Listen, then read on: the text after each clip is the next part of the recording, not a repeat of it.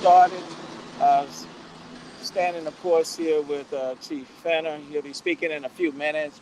Appreciate Chief Pena from the fire department being here. Thank you, Congresswoman Sheila Jackson Lee, for being here. Councilmember Karen Evans Shabazz, and all of these men and women in blue, police officers. Kind of give you a brief update, and then I'm gonna turn it over to Chief Fenner. Uh, Let me just start off by saying we are certainly praying for our police officers who were shot today. I will tell you, one was shot in the foot, one was shot in the leg, and one was shot in the arm. All of their injuries are non-life threatening. Had a chance to visit with each one of them and even with some of the family members. All three officers are in good spirits. All were talkative.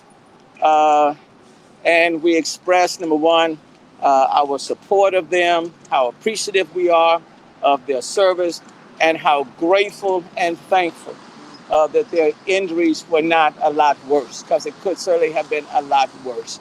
So again, all of them are in good spirits, and their injuries are non-life threatening. Had a chance to talk to all of them. Um, this has been a tough week. Starting on Saturday, it's been a tough week. It's been a tough week for law enforcement, um, and it's been a tough week for the city as a whole. Quite frankly, for the city as well as the county. Um, what it indicates again is that being a police officer in this case, or in law enforcement, is an inherently dangerous job. Every single day, when these police officers leave their homes, go on their particular shifts, not knowing what they will encounter in that day, it is being a police officer is an inherently dangerous job. And so I cannot tell you how proud I am of every single law enforcement officer that uh, serves our city, that gives their all in the service of our city. And so I want to ask the people in this city to continue to lift them up, to continue to be very supportive of them, to let them know that we are very supportive of them and that we appreciate them doing everything they can to keep the rest of us safe. These are inherently right now dangerous times, and that was demonstrated again today. We are living in inherently dangerous times, and it's going to take all of us working together to create and have a very safe city. There are a lot of guns on the street. Quite frankly, there are just too many that are on the streets and in the hands of people who will use these guns at a second on a notice. And again, this is one of those situations. Person gets out, person starts shooting. And now we have 3 police officers who are in the hospital with gunshot wounds. So I want to continue to be supportive. Now, let me just say this. The chief and I, on next week, we'll lay out some additional steps that we intend to take in this city to do our part as a city, to try to make this city a safe city in which to live. So next week, we'll lay out some additional steps. I won't go into those steps today. But I'm going to ask people in this city to work with police, to work with Crime Stoppers and others, to participate in helping to make this city a safer city. And if we work together, we will do that. We're going to get through these times.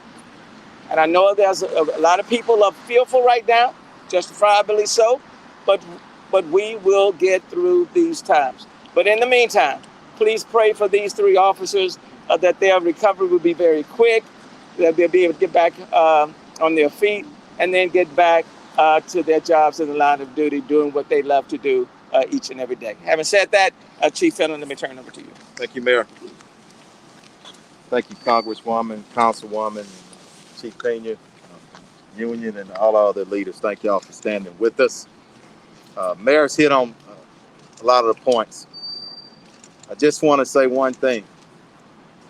I want everybody, all our leaders, before I update you on what happened out here on this scene, no more excuses. Everybody, take an active role and get intentional and doing whatever you can do to fight gun violence in our city. Period. It's not really a difficult thing. Bad, dangerous people, it's a place for them, and that's in jail. But let me give you the update. So approximately 2:42 p.m., officers responded to a residence on the 1500 block of Trolley Street. The suspect at some point spotted the officers. He took off in a vehicle. Officers pursued the suspect to McGowan and Hutchison Street. The suspect crashed. Officers, as they got out of the vehicle, the suspect immediately fired upon the officers, striking 3 officers. All the officers returned fire. It is unknown at this time if that suspect is hit. Once he got out of that vehicle, he carjacked at gunpoint a white Mercedes-Benz. Other officers pursued him to a home in the 1800 block of Lockwood. Officers surrounded that house. The suspect fired multiple times. Thank God he didn't strike any of the officers. Officers returned fire. Again, we don't know if that suspect is injured. He's still in the home. We treat it as a barricaded suspect. We'll give you an update as I receive it. The last update I've received a few minutes ago, he's still in the home. We're trying to negotiate to get him out. We got 2 crime scenes. The officers who fired, they're going to be on administrative leave after they get out of the hospital. But the mayor said it. And we're just grateful to God that they're all right. It's been a tough week for law enforcement in our city. And the two law enforcement officers that we lost, continue to pray for them and their family as we plan for their funerals. It is tough. When I received that call today, 3 officers down, and you don't know the condition. But I'm going to tell you, stand by your law enforcement officers. Stand by the justice system. And we're going to continue to work here in Harris County, Houston-Harris County, to make sure we're doing everything we can do. But we need help from everybody. And remember what I said. And this doesn't go for individuals who need treatment, suffer from drug addiction or mental illness.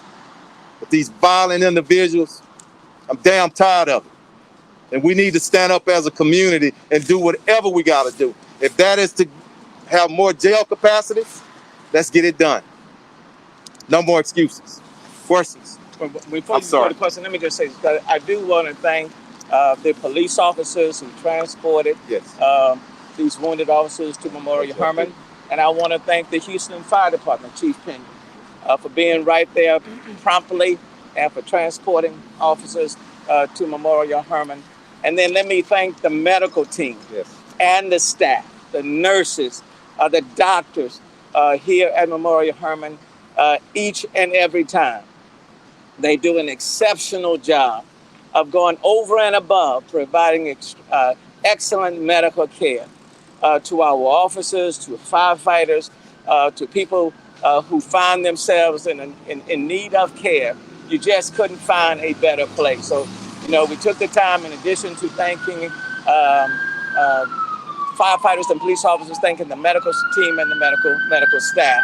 I do want to say that, you know, we provided resources to the police department. We'll provide even more.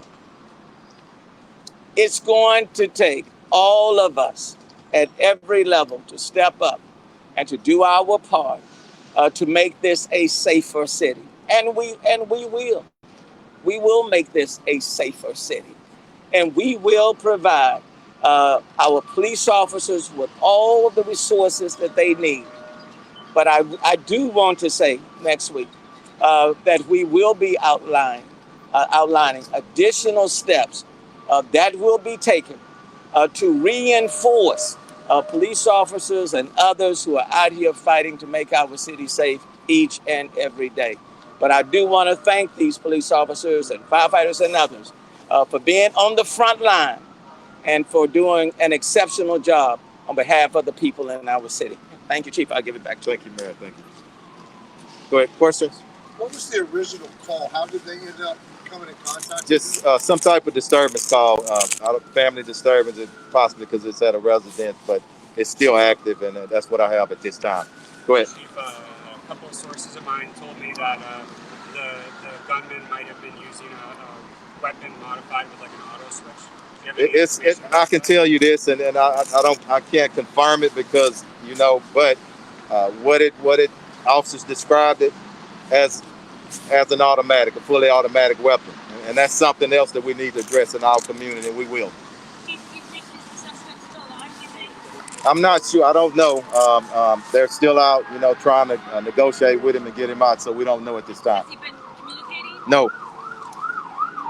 Go ahead. If I don't know if Chief Pena can tell us in Spanish the condition of the officers. Yeah. Give us 1 second, and we're gonna get through with these, and then we'll do the yeah. Go. Hold on.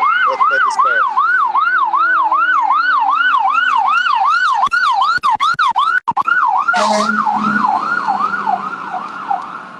We've heard there could be 50 plus shots fired. Is that? That could be accurate. Multiple shots. Multiple shots. Yes. Chief, did you say that some of the officers were transported by other officers? Yes. I think 2 of our officers were self-transported by one of our patrol officers, and the third from HFD. Can you tell us about the condition of the person that was carjacked? How's that person doing? I don't. Provide any I hadn't heard any injuries on that. Follow up with you on that because I don't know at this time. One person over there, I can't see through the lights, but That was the same question. Did you find other weapons inside the Charger? that's part of the investigation. And at this point, I don't know right now. That scene's still active. Go ahead. Sorry. Were some areas evacuated because of the dangers, because of the... I'm pretty sure that that's a residential area out there on Lockwood, and that's what we do. We try to evacuate everybody around there, keep them safe. Can you describe the suspect's knowledge of the home he's barricaded in? Is that a home that he knows? Did he break I'm it not down? sure. I just can tell you it's a single residence home, one story, I think. Can Yeah. you tell us any more about the suspect himself? I don't have any suspect information right now. Nothing confirmed. Okay. Was there anybody in the home when he went into that home? I did get some reports that there were some residents in the home, and they ran out when he came. But we don't believe that it's anybody in there right now but the suspect. But we need to confirm that. So no potential hostages? Not at this time. Any more questions? Was the Lockwood address like a random place that he went to, or did he go there for? I'm not sure. Yeah, not sure, Randy. Thanks. Chief, this callous disregard for the law, for law enforcement, the lives of law enforcement, what do you attribute that to? Hey, who knows? But I know one thing, Randy.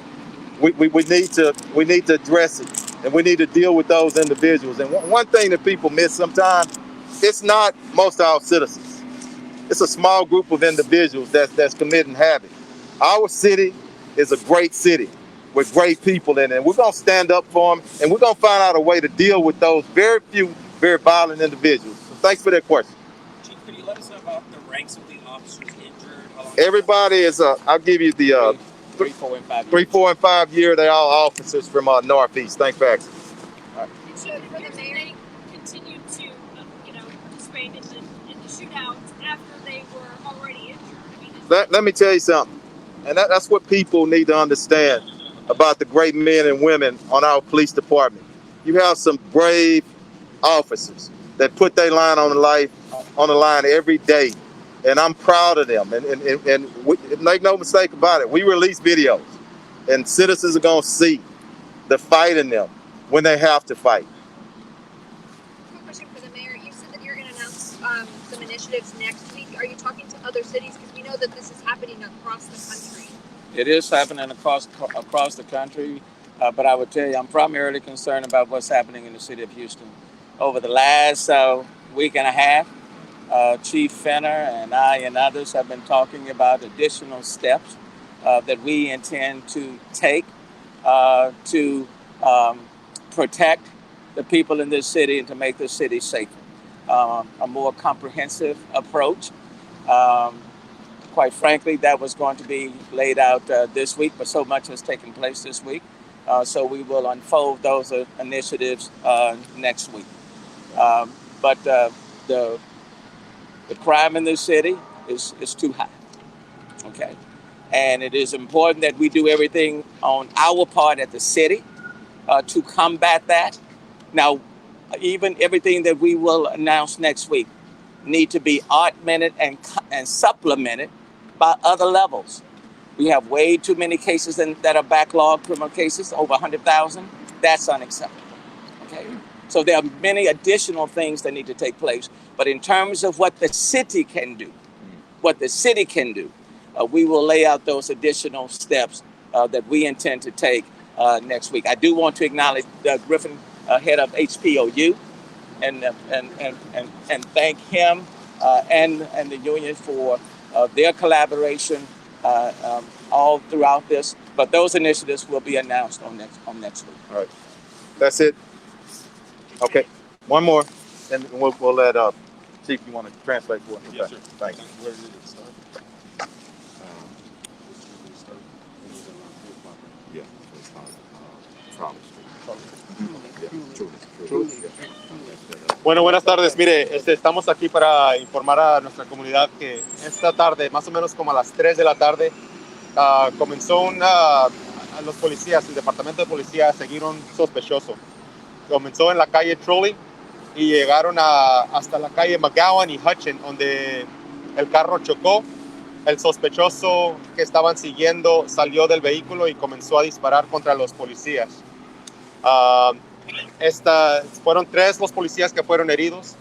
Los policías tienen 3, 4 y 5 años en la fuerza del departamento.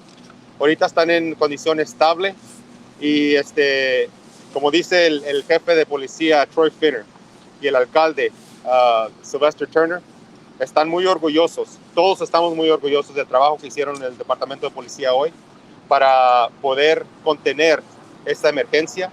Ahorita el sospechoso está barracado en una casa. Todavía es una escena que sigue comenzando en pie y esperamos que se resuelva bien y apropiadamente. Pero les podemos comentar que los policías están estables ahorita.